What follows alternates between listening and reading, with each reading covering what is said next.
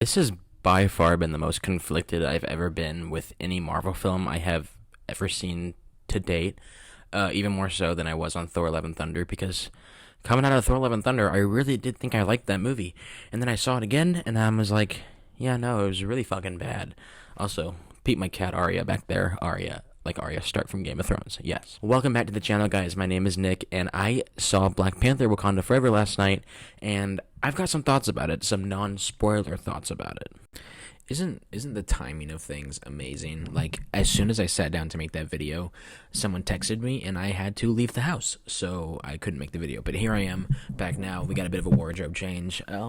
Cat's gone now, and the lighting is awful in this room. I will fix it as soon as I can.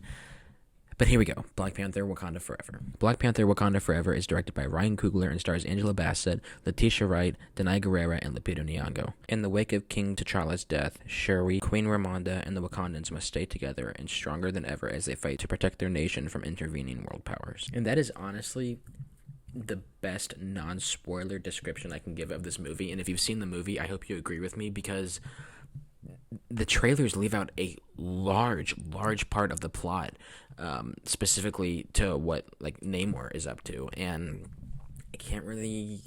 I don't want to talk about that because it's a spoiler, because it's not in the trailers. All right, so first off, let's go ahead and get the praise out of the way for the performances, because we all have heard nothing but great things about them going into this film. So everyone brought their A game, from Angela Bassett and Letitia Wright to supporting characters like Winston Duke and Dominic Thorne, who plays, this is her debut performance as Ironheart, and she has her own show coming on Disney Plus soon. Which honestly, I think Ironheart was one of my favorite parts of the movie. I think if I had to rank the top three characters for me, it would be Shuri for one, and then Ironheart, and then Namor. Top three for sure. But yeah, very solid performances all around.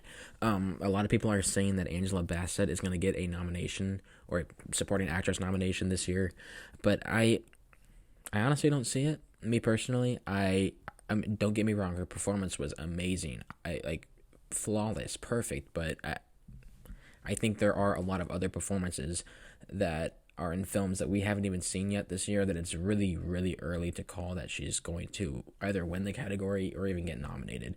Because a film like Woman Talking, if you guys know what that film's about, there's going to be a lot of supporting actresses in that film. There's going to be multiple nominations from that film, I can guarantee. Obviously, in the wake of Chadwick Boseman's passing, there is kind of just this underlying passion that you can feel from every performer on the screen, from the main lead actresses, Angela Bassett, Letitia Wright, to the supporting characters, Winston Duke, for example. Like, they all just kind of have this presence and this passion to them, that they're really doing this, not because they're getting a paycheck, but because they really want to be there. They love what they're doing, and they're honoring their friend that's no longer with us. And honestly, at the end of the day, if you're Ryan Coogler, that's all you can really ask for of your performers, that they're bringing their A game to the set, and that there's just passion behind everything that they're doing. And you can tell that there's passion within every inch of every scene in this film. There is care put into every costume, every piece of dialogue, whatever it is, there's care put into it.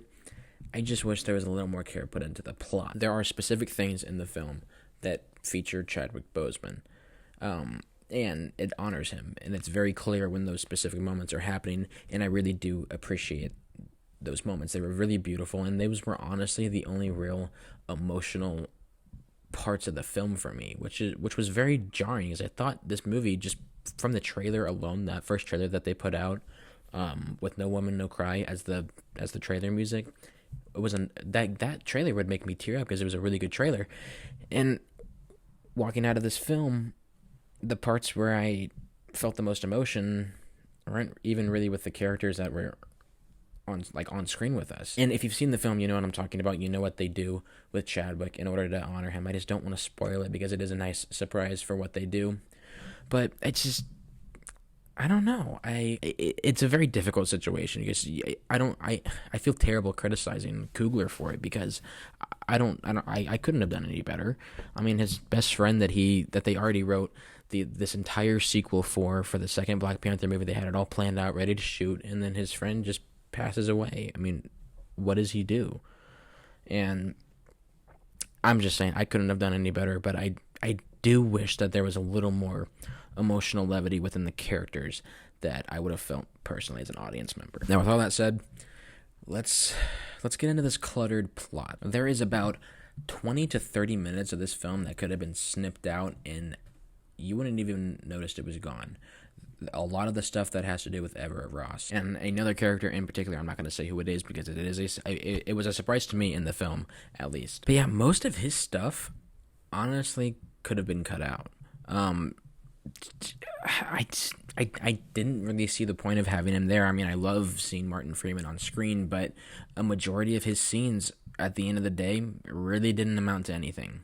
And it didn't help push the plot forward, but outside of one specific scene at the end, the very tail end of the film, where you see him again. That's literally it, and it felt a little forced with this other character that they had with him, which I can't speak on at all, or it's gonna spoil it. But it felt like it was from a different movie almost. And the whole reason why the Wakandans and the people from Talokan, I believe is what they're called, it's supposed to be Atlantis, but they can't use Atlantis because DC has the rights to Atlantis, Namor's people, the whole reason why they're fighting in this film, it could have been so much more interesting, and it was such a letdown for what the reason why they were fighting was. I mean, I understood it, but there are two other ways that it's done in the comics that are very, very, they're just so much more interesting than this.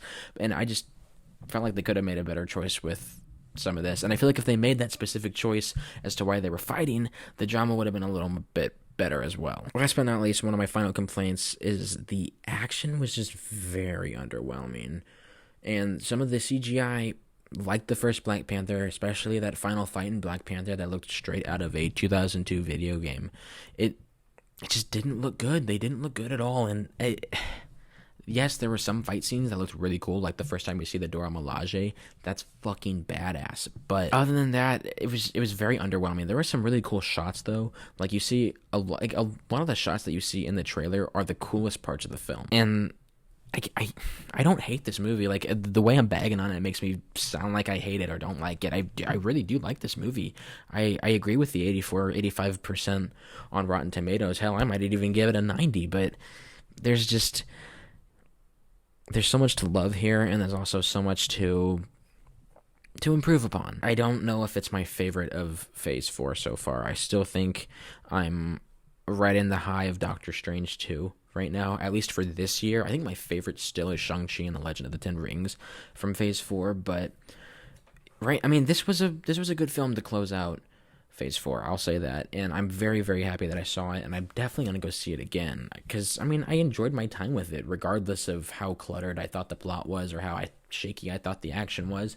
I was thoroughly entertained throughout, and that post-credit scene, though, I've seen a lot of people praising it.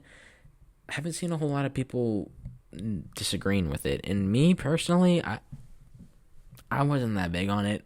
I figured it was going to happen. But, you know, I just tried ranting on about the post-credit scene for, like, a minute, and I was immediately getting into spoiler territory. So I'm not even going to talk about it. All I'm going to say is I'm a little iffy on it, but it definitely looks like they're going in the route of a specific comic book team that they've been building with the previous movies, and I think we're starting to get our team here, especially with how Thor: Love and Thunder ended, and I'm not going to say anymore. So far right now on Rotten Tomatoes, it's got a 94% audience score. And it's looking like a majority, almost everyone going to see the film really does enjoy it. Alright, you guys, that's enough looking at Rotten Tomatoes. Have you guys seen Black Panther Wakanda Forever? Let me know in the comment section below, and I'll see you guys in the next video. I might be making a spoiler talk. I do not know. I think I'm going to see this again on Sunday, and if I do, and I got some more thoughts about it, I might pop up a quick little spoiler talk. My cat wants to get out of my room, so I'm going to get out of here, and I'm going to let her out. See you guys later. Peace.